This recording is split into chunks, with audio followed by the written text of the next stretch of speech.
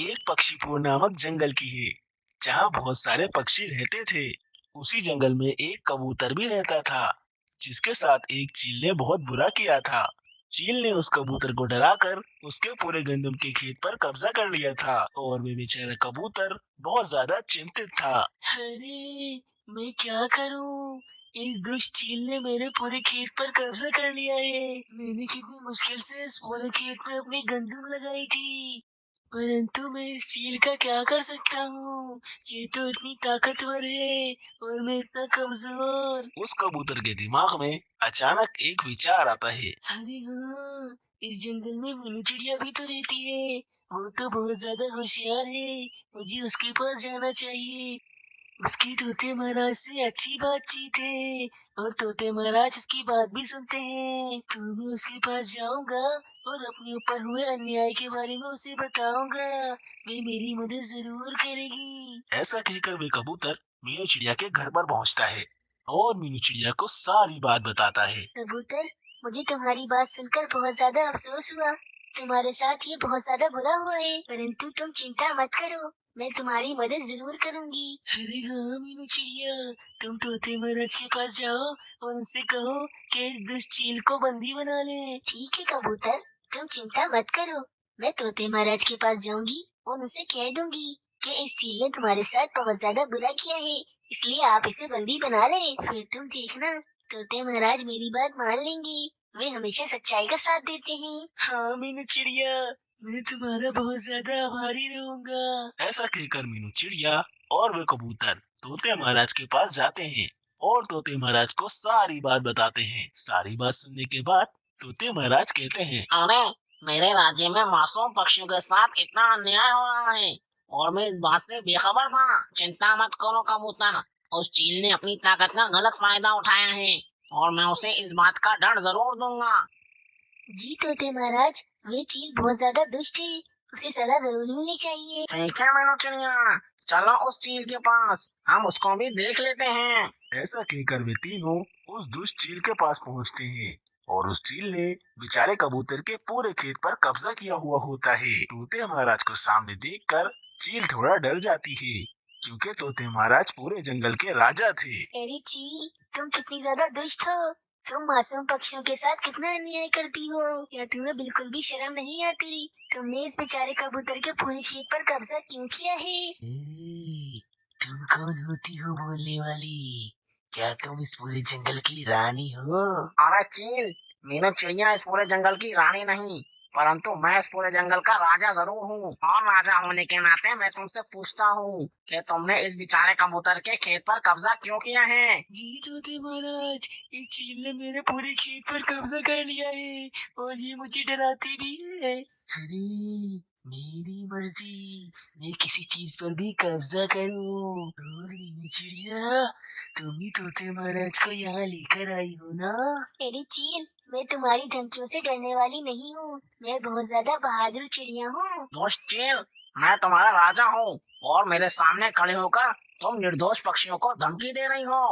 अब तुम्हारा अंजाम बहुत ज्यादा बुरा होगा और अपनी पूरी जिंदगी तुम एक बंदी बनकर रहोगी। ऐसा कहकर तोते महाराज उस चील को सजा सुना देते हैं और वे चील 5 सालों के लिए एक बड़े से पिंजरे में कैद हो जाती है। परंतु उस चील ने तय कर लिया था कि जब भी वे रिहा होगी तो सबसे पहले वे मीनू चिड़िया से बदला लेगी और उसे वे बिल्कुल नहीं छोड़ेगी। वहीं दूसरी तरफ कबूतर मीनू चिड़िया का शुक्रिया अदा कर रहा होता है। अरे मीनू चिड़िया, तुम्हारा बहुत बहुत धन्यवाद।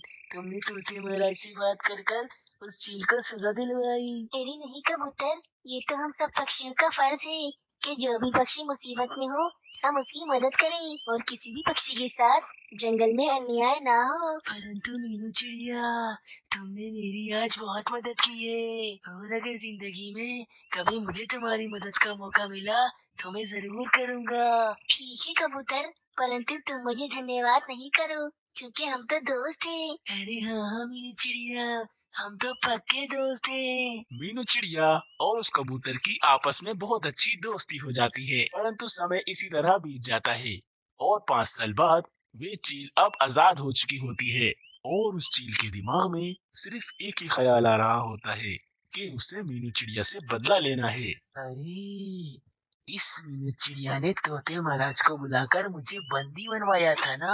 अब देखो मैं आजाद हो चुकी हूँ। अब मैं इसके साथ कितना बुरा करूंगी। ऐसा कहकर मीनू चिड़िया से बदला लेने के इरादे से वे चील मीनू चिड़िया के घर पर पहुंच जाती है। उस समय मीनू चिड़िया अपने घर में ही होती है और मीनू चिड़िया के साथ उसका छोटा सा सोनू चिड़ा भी होता है। मौका देखकर वे चील मीनू चिड़िया के पूरे घर को आग लगा देती है और खुद वहां से तुरंत भाग जाती है। कुछ समय में मीनू चिड़िया को पता चलता है कि उसके घर के बाहर आग लग चुकी है, तो वे बहुत ज्यादा चिंतित हो जाती है और वे मदद के लिए पुकार रही होती है।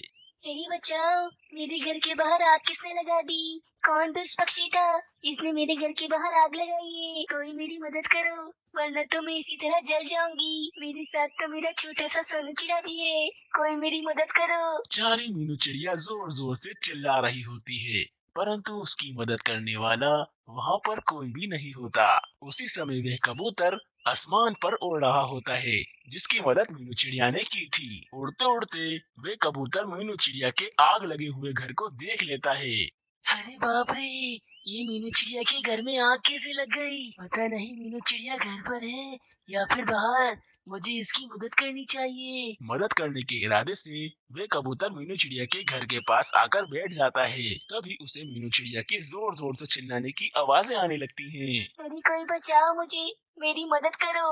मैं और मेरा सोनू चिड़ा इस घर के अंदर फंस गए हैं और इस पूरे घर में आग लगी हुई है। कोई मदद करो मेरी। ऐसा सुनकर वे कबूतर बहुत ज्यादा चिंतित हो जाता है और वे फौरन से उड़कर अपने दोस्त बादल के पास जाता है और वे कबूतर उस बादल को सारी बात बताता है। क्या कह रहे हो दोस्त, मीनू चिड़िया के घर में आग लग गई है। अरे हाँ बादल मेरे दोस्त, तुम जल्दी से बारिश कर दो ताकि मीनू चिड़िया के घर की आग बुझ जाए।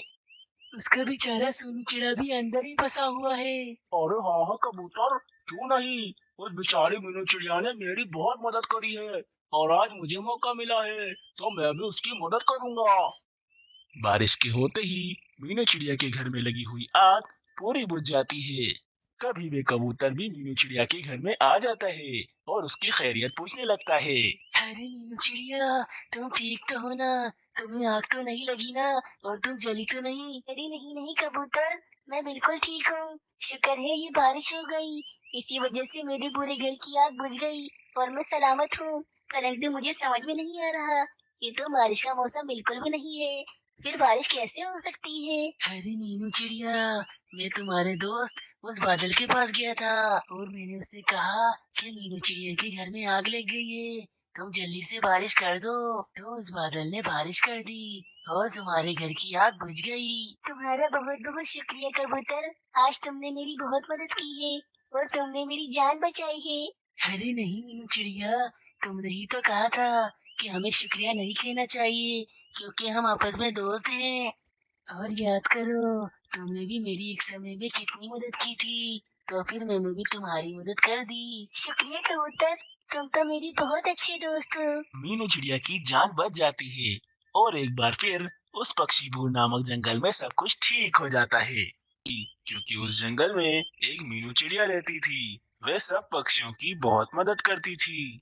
मीनू चिड़िया बहुत ज्यादा बुद्धिमान थी और उसके पास हर मसले का उपाय होता था। इसी वजह से जंगल के तोते महाराज उसे बहुत ज्यादा पसंद करते थे।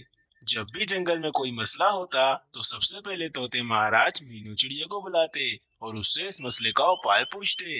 मीनू चिड़िया अपनी अक्लमंदी और बुद्धि से तोते महाराज के इस जंगल को कई दफा बचा चुकी थी।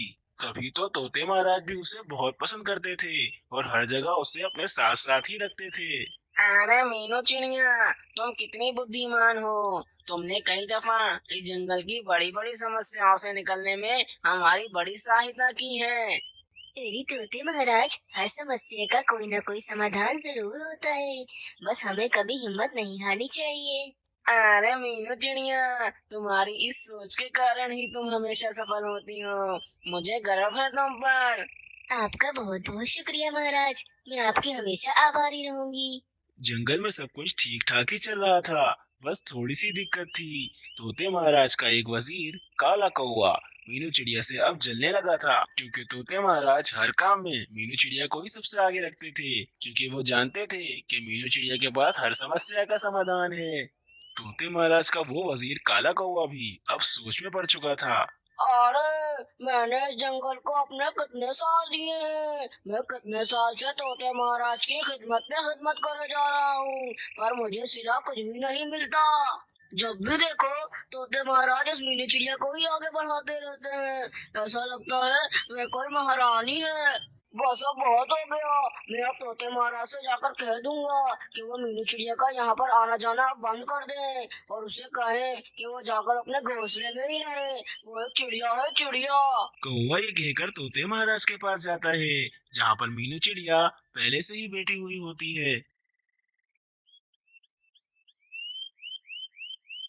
अरे मेरे प्यारे वजीर काले कौवे, बताओ तुम्हारा यहाँ पर आना कैसे हुआ और क्या खबर लेकर आए हो।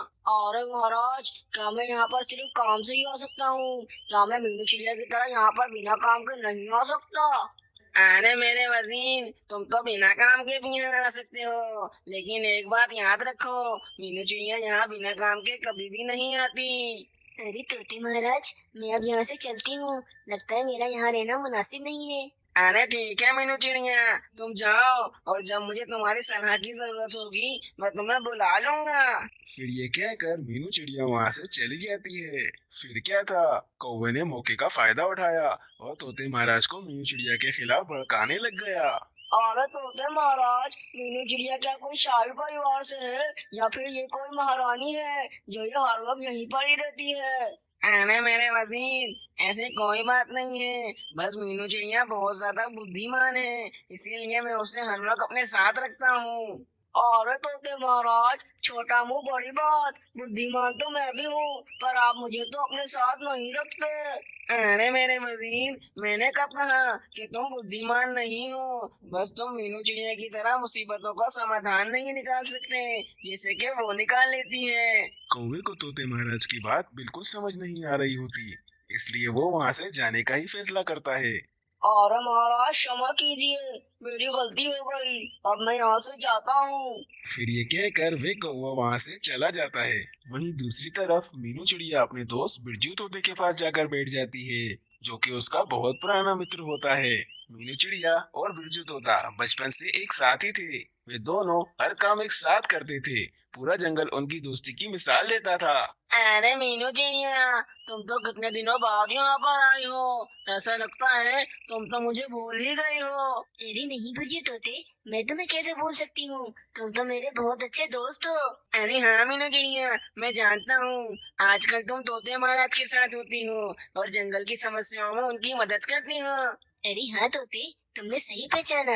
मैं तोते महाराज के पास ही होती हूँ।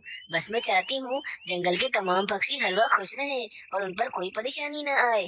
अरे मीनू चिड़िया, ये तो बहुत अच्छी बात है, लेकिन तुम थोड़ा सावधान भी रहा करो।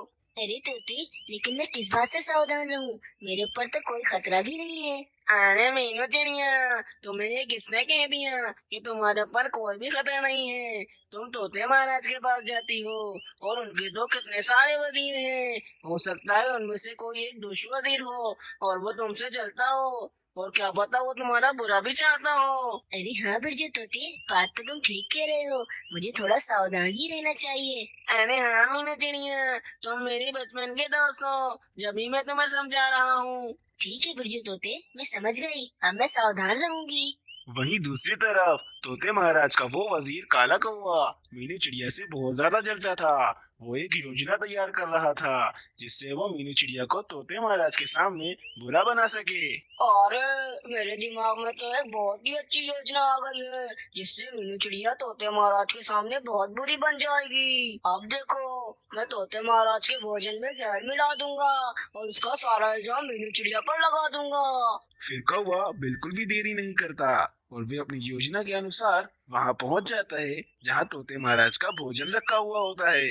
कौवा अपने साथ कुछ जहरीले पत्ते लेकर आता है, जो कि वे तोते महाराज के भोजन में मिलाने वाला होता है। और अब देखना, मैं ये जहरीले पत्ते तोते महाराज के भोजन में मिला दूंगा और जैसे ही वो ये भोजन खाएंगे वो ऊपर वाले के पास चले जाएंगे। फिर मैं ये सारा इल्जाम मीनू चिड़िया पर लगा दूंगा। फिर वे कौवा फौरन तोते महाराज के भोजन में वे जहरीले पत्ते मिला खिला देता है और वो वहाँ से फौरन चला जाता है। फिर तोते महाराज मीनू चिड़िया के साथ वहाँ आते हैं और वहाँ आकर बैठ जाते हैं। अरे मीनू चिड़िया, मेरे भोजन खाने का समय हो गया है। अगर तुम्हें कुछ भोजन खाना है तो तुम भी खा सकती हो। अरे नहीं तोते महाराज, मैं तो घर से भोजन खाकर आई हूँ, मैं नहीं खाऊंगी, आप खा लीजिए। फिर जैसे ही तोते महाराज वे भोजन खाते हैं, उन पर जहरीले पत्तों का असर चढ़ना शुरू हो जाता है और वे वहीं गिर जाते हैं। अरे मीनू चिड़िया, ये क्या हो गया मुझे?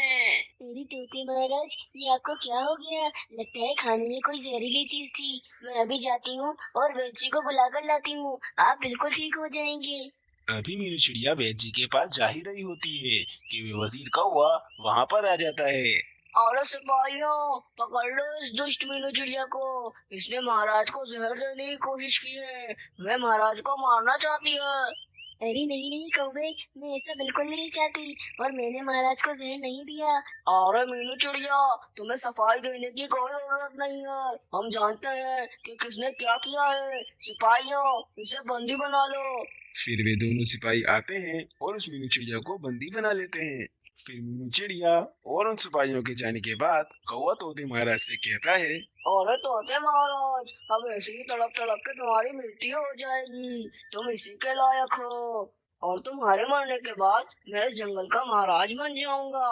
फिर वे कौवा वजीर पूरे जंगल में ये ऐलान करा देता है कि मीनू चिड़िया ने तोते महाराज को जहर देने की कोशिश की है, जिसकी वजह से कल सुबह मीनू चिड़िया को फांसी दी जाएगी।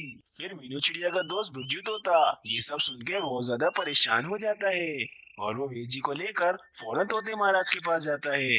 फिर वो वेद जी तोते महाराज में से वो सारा जहर निकाल देते हैं, जिसकी वजह से तोते महाराज बिल्कुल ठीक हो जाते हैं। वहीं दूसरी तरफ कौवा मीनू चिड़िया को फांसी देने के लिए मीनू चिड़िया को फांसी काट ले जाता है।